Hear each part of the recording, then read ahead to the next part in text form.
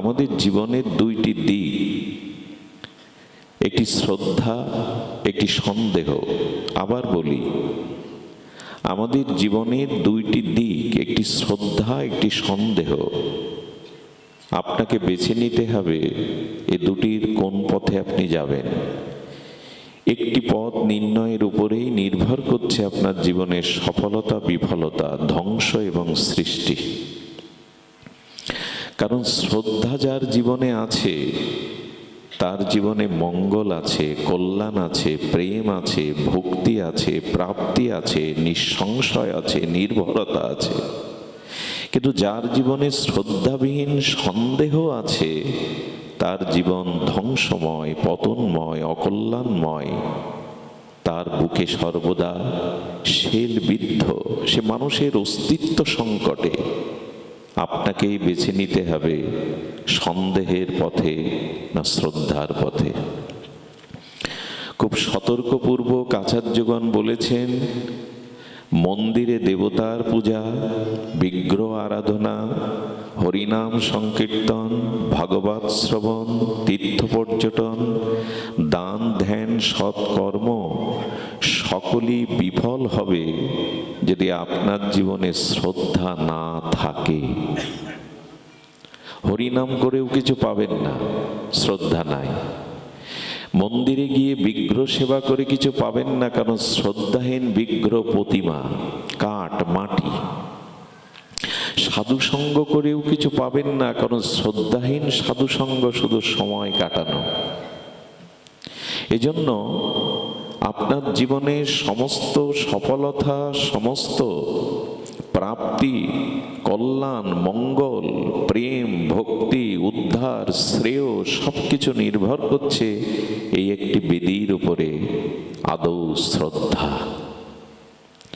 যদি সন্দেহ আসে জীবনে, শ্রদ্ধাবিহীন সন্দেহ যার জীবনে, আমি ভগবানের ধ্রুব সঙ্গীতের সুর মিলিয়ে বলতে পারি, তার ধ্বংস অনিবার্য।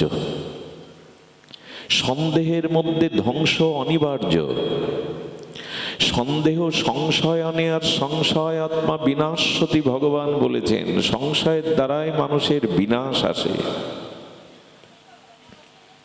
নিখিল শাস্ত্রের আদিতে আদ্য হলো শ্রদ্ধা। শ্রী ভগবান নিজে বলছেন, শ্রদ্ধাবান লভেত জ্ঞানাম তৎপরে সংযতেন্দ্রিয়, জ্ঞানাং লব্ধ পরং শান্তি অচিরেনা অধিগচ্ছতি। শ্রদ্ধাহীন কর্ম তামস কর্ম। আপনি ভাগবত বলছেন, ভাগবত শ্রবণ করছেন, বিগ্রহ সেবা করছেন, হরিনাম করছেন, তীর্থ পরিভ্রমণ করছেন, আপনি বৈষ্ণব সেবা করছেন, গ্রন্থ অধ্যয়ন করছেন, কিন্তু মূলে যদি নিষ্ঠা বা শ্রদ্ধা না থাকে, তবে ভগবান বলছেন এটি হস্তি স্নানের ন্যায় নিষ্ফল, বৃথা। আরে গজ, হস্তি নির্মল স্বচ্ছ সরোবরে গিয়ে জলটা ঘুলিয়ে নেয়, পদ্মের শোভাগুলো বিনষ্ট করে দেয়, এরপরে স্নান করে উঠে সেই ভিজা গায়ে ধুলা মেখে কদ্দমাক্ত আরো কাদা মেখে নেয়। এই স্নানের অর্থই বা কি, সার্থকতা কি? তেমনি তোমার যদি শ্রদ্ধা না থাকে, তোমার সমস্ত প্রগতিশীল ভজন পথের সবকিছু বৃথা হতে, ব্যর্থ হতে বাধ্য। আছে তো আমাদের অস্খলিত শ্রদ্ধা। এজন্য সন্দেহ নয়, শ্রদ্ধার পথেই আমাদের পথ। কিন্তু আজ একটি কথা বলতে হয়, একবিংশ শতাব্দী পেরিয়ে আমরা বিংশ শতাব্দী পেরিয়ে একবিংশ শতাব্দীতে পদার্পণ করেছি। পৃথিবীতে অনেক পরিবর্তন ঘটে গেছে, বিপ্লব ঘটে গেছে। বিংশ শতাব্দী আমাদের রুচি বদলে দিয়েছে। বিংশ শতাব্দী আমাদের প্রগতি চরম উৎকর্ষ নিয়ে গেছে। বিংশ শতাব্দীতে আমাদের গতি বড় বড় দ্রুত হয়ে গেছে। সারা পৃথিবী এখন হাতের মুঠোয়। এক দেশ থেকে আর এক দেশে যুদ্ধ করা লাগছে, হাতি ঘোড়া নয়। আকাশ জয়, চন্দ্র জয়, মহাকাশ জয়, সবই তো হলো, সমুদ্র জয়। বৈদ্যুতিক পরিবর্তন হয়েছে, প্রযুক্তির পরিবর্তন হয়েছে, স্যাটেলাইট এসে সবকিছুই আমাদের হাতের মুঠোয় এনে দিয়েছে। সবকিছুর এত উন্নতি হলেও, সবকিছুতে এত অমৃত এলেও একটা বিষ উঠেছে সব ধ্বংস করার জন্য। বোঝা যায়? একটু ভারতে চিঠি পাঠাতে 1 মাস সময় লাগতো, এখন হাতের মুঠোয় আপনার সারা পৃথিবী এসে গেছে। প্রযুক্তির উন্নতি, এই যে বৈদ্যুতিক উন্নতি, রাস্তাঘাটের যোগাযোগ ব্যবস্থা এবং আকাশ পাতাল সবকিছুকেই জয় করে বিংশ শতাব্দী, একবিংশ শতাব্দী বিজ্ঞানের অগ্রযাত্রায় যেন চারিদিকে মনে হচ্ছে অমৃতের ছড়িয়ে দিয়েছে। কিন্তু সমুদ্র মন্থনে শুধু অমৃত ওঠেনি, বিষও উঠেছিল। আর বর্তমান বিজ্ঞানের এই অগ্রযাত্রার মধ্যে একটা বিষ উঠেছে, সেটা হলো শ্রদ্ধাহীন সন্দেহের বিষ। খুব মন দিয়ে শুনতে হবে, হৃদয় দিয়ে। আজ স্ত্রী স্বামীতে সন্দেহ, আজ পিতা পুত্রে সন্দেহ, আর সাধু বৈষ্ণবে সন্দেহ। সন্দেহ নেই কোথায়, শ্রদ্ধাই বা কোথায়? সব কিছুতেই আজকে সংশয় সন্দেহ প্রবেশ করেছে। আস্থা, বিশ্বাস, শ্রদ্ধা, এটির বড় অভাব। কেউ কাউকে বিশ্বাস করতে পারছে না, সবার প্রতি কোথাও না কোথাও সন্দেহ কাজ করছে। এটি হলো বিংশ বা একবিংশ শতাব্দীর দুয়ারে দাঁড়িয়ে এটাই হলো বিষ। বিষ শান্তি দেয় না, বিষ কারো তৃপ্তি দেয় না, বিষ যন্ত্রণা কাতর হয়ে সবাইকে মেরে দেয়, ধ্বংস করে দেয়। সেই সন্দেহ বা সংশয়ের বিষ পৃথিবীতে ছড়িয়ে গেছে। এক রাষ্ট্র আর এক রাষ্ট্রকে বিশ্বাস করে না। আরে ঘরেই বিশ্বাস নেই, প্রতিবেশীতে বিশ্বাস নেই, স্বামী স্ত্রীতে বিশ্বাস নেই, পিতা পুত্রে বিশ্বাস নেই, গুরু শিষ্যতে বিশ্বাস নেই,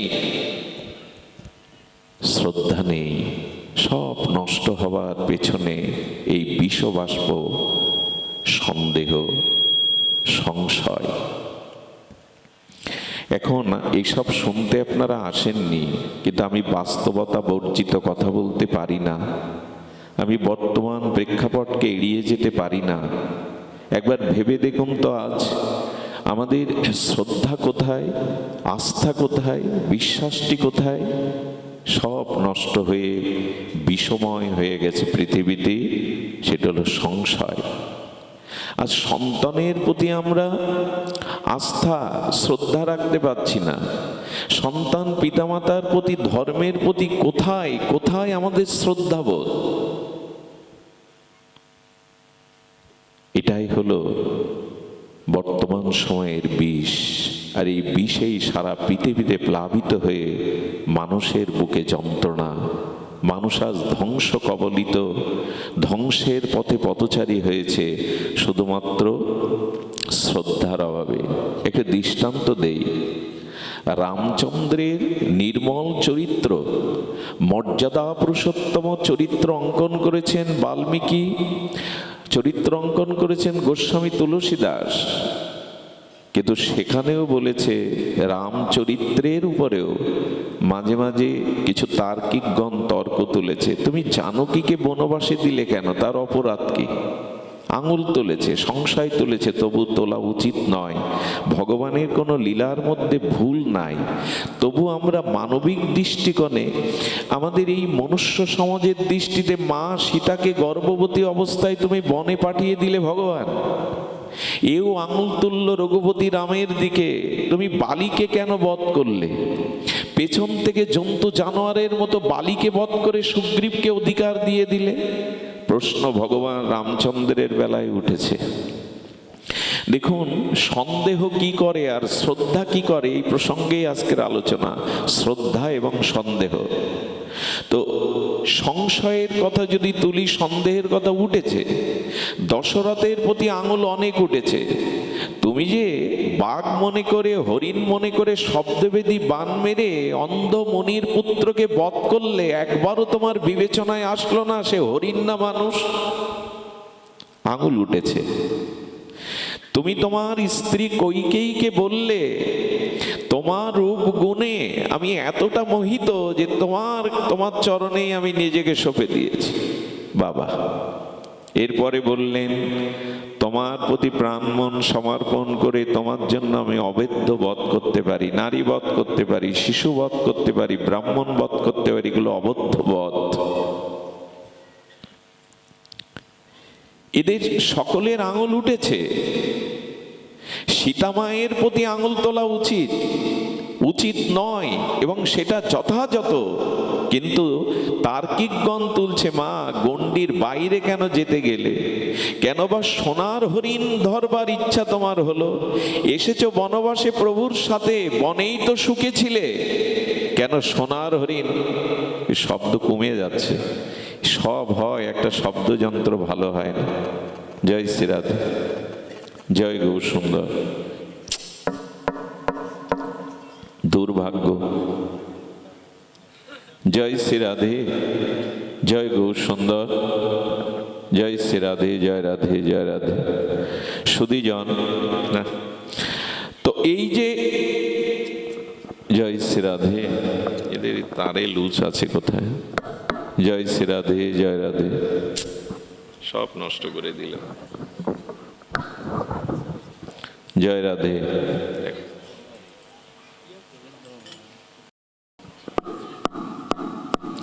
জয় শ্রী রাধে, জয় রাধে। কানেকশনের সমস্যা।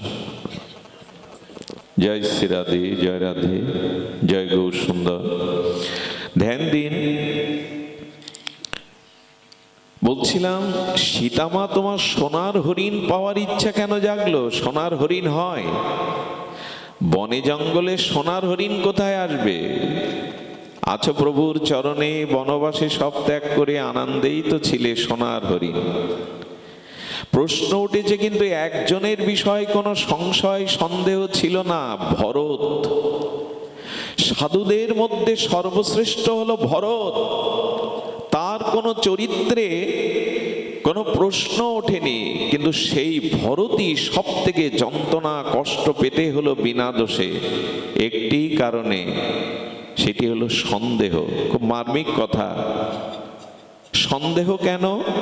কইকেয়ী রামকে বনবাসে পাঠিয়ে ভরতকে রাজা করার পেছনে সবার ধারণা ছিল এতে ভরতেরও যোগ সাযোগ আসে। মা ছেলে মিলে সব আগুনে পুড়িয়ে ছারখার করে দিল, অথচ ভরত জানেই না। একটি সন্দেহ ভরতের মতো সাধুকে কোথায় নামায়, কত কষ্ট পেতে হয় দেখুন, ছারখার হয়ে যায়। কইকেয়ীর এই সন্দেহের কারণে দশরথ বলল, ভরত যেন মৃত লাশে আগুন না দেয়। দশরথ সন্দেহ করেছিল কইকেয়ীর কথায়, ভরতকে রাজা করার জন্য রামকে বনবাসে পাঠানো হচ্ছে, অথচ ভরত জানেই না নন্দীগ্রামে। মায়ের একটি সন্দেহের কারণে ভরতের মতো ঋষি তুল্য সাধু মধ্যে অগ্রগণ্য শ্রেষ্ঠ সাধু। জয় রাধে। কি করে হবে গো বাবা? জয় রাধে, জয় রাধে, জয় শ্রী রাধে। কি করে আলোচনা সম্ভব? বনবাসে পাঠিয়ে শান্তি পায়নি, তোমাকে হত্যা করে চিরদিনের মতো অযোধ্যার সিংহাসন নিয়ে নেবে। সব সন্দেহ সংশয়ের কারণ একটাও ভরত না। এর একটাই কারণ, মায়ের সন্দেহ, মায়ের সংশয়। ভরতের মতো ঋষি তুল্য সাধুগণ মধ্যে অগ্রগণ্য তার জীবনটা 14 বছর। কি কষ্ট, কি যন্ত্রণা, কি লোকের অপমান, এমন কি গুহাক চণ্ডাল পর্যন্ত অস্ত্র নিয়ে দাঁড়িয়ে, ভরত তোমার জন্য আমার প্রভু রাম আজ বনবাসে এই ত্যাগ বৈরাগ্যের জীবন যাপন করছে, আমি তোমাকে যেতে দেব না গঙ্গা পার হতে, আগে আমি যুদ্ধ করে তোমাকে পরাস্ত করব। সব সন্দেহ ভরতের উপরে, একটাই কারণের, মার এই সন্দেহ। একটি সন্দেহ একটি সংসারকে, একটি পরিবারকে, একটি জীবনকে, একটি রাষ্ট্রকে, একটি ভজনশীল ভজনানন্দী ভরতকেও শেষ করে দেয় সন্দেহ। মার কারণে ভরতের উপর আরোপিত হলো সকলের এই ঘৃণা। কিন্তু ভরতের চরিত্র কেমন দেখুন। যখনই কইকেয়ী বললেন তোমাকে রাজা করব বলে রামকে বনবাসে পাঠিয়েছি, তুমি খুশি না? আজ থেকে এই মুখে তোমাকে মা বলে ডাকাও অপরাধ। তুমি ডাইনি, তুমি পাষাণী, তুমি ভরতের মা হতে পারো না। আমার প্রাণারাম প্রভুকে বনবাসে পাঠিয়ে তুমি ছেলেকে রাজা করতে চেয়েছো, ডাইনি, পাষাণী। তোমার মতো মায়ের মুখদর্শন আমি 14 বছরই করব না। কোনো দোষ ছিল না, এত রামচরণে সমর্পিত ভরতের জীবন। কৌশল্যাও সংশয় করেছিল, তবে ভরত বিপদে গেল কি করে, ভরত এটা মেনে নিল কি করে? সুধীজন, যখন ভরত এসে আর কৌশল্যার সামনে দাঁড়িয়েছে, মা আমি তো তোমার কোলেই উঠতাম, একবার আমায় কোলে নাও, একবার করে নাও। কৌশল্যার তখনও সংশয় হচ্ছিল, এটার অভিনয় নয় তো, শুধুই সন্দেহের কারণে। চরণে পড়ে বললেন, মা, না খাওয়া সন্তানের মুখ তো কোনো মা দেখতে পারে না, তুমি যদি না পাও আমিও পাবো না। তখনই কৌশল্যার সন্দেহ গেল, রামকে কোলে করে বললেন, আমার রাম হারানোর বেদনা আমি তোর মধ্যেই পরিপূরণ করেছি ভরত। এই ভরতকেও সন্দেহ করেছিল কৌশল্যা। গুরু বশিষ্ঠ বললেন, ভরত, তবে তোমাকে রাজ্যপদ দিয়ে গেছেন, তুমি রাজ্য সিংহাসনে আসীন হও। সাধু শিরোমণি ভরত বললেন, এই ত্যাগ বৈরাগ্যের মূর্তি, আমি অযোধ্যার সিংহাসন চাই না, আমি লোভী, ওর থেকে বড় সিংহাসন চাই। বলে, অযোধ্যার সিংহাসনের থেকে বড় পদ আর কি আছে? বলল, আমি 1 পদ চাই না, 2 পদও চাই। আমি অযোধ্যার সিংহাসনে 1 পদ, কিন্তু রামচন্দ্রের রঘুপতির 2 চরণ পদ চাই, আমি 1টি পদ চাই না। এই ভরতকেও সন্দেহ করলো প্রজারা, মায়ের এই সন্দেহের কারণে। খুব ধ্যান দিয়ে শুনুন, অনুরোধ করছি মনোযোগ দিয়ে শোনার জন্য। বলেন, এই সিংহাসন তোমারই যোগ্য, তুমি বসো। বলে, এই সিংহাসনে বসলে ধরিত্রী দ্বিখণ্ডিত হয়ে পাতালে প্রবেশ করবে। বশিষ্ঠদেব বলছেন, হিরণ্যকশিপুর রাবণ সিংহাসনে বসেছে, ধরিত্রী দ্বিখণ্ডিত হয়নি, তোমার মতো ভরত বসলে কেন দ্বিখণ্ডিত হবে? বলে, যেটা হিরণ্যকশিপুর রাবণ করেছে সেটা যদি রামের ভাই হয়ে করি, ধরিত্রী পাপের ভার বইতে পারবে না, তাই ওই সিংহাসনে আমি বসবো না। এই ভরতকেও সংশয় করা হলো, সন্দেহ করা হলো।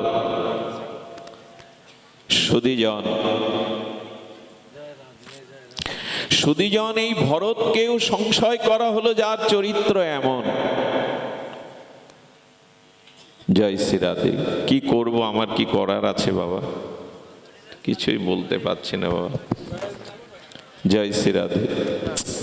ভগবান, জয় শ্রী রাধে।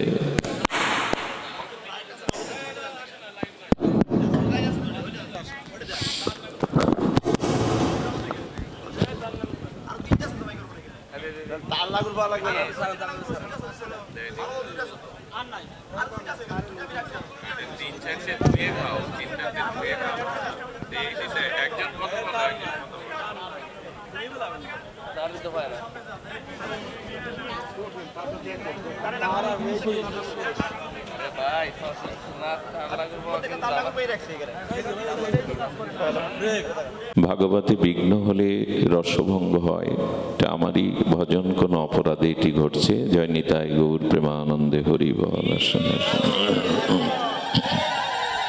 তো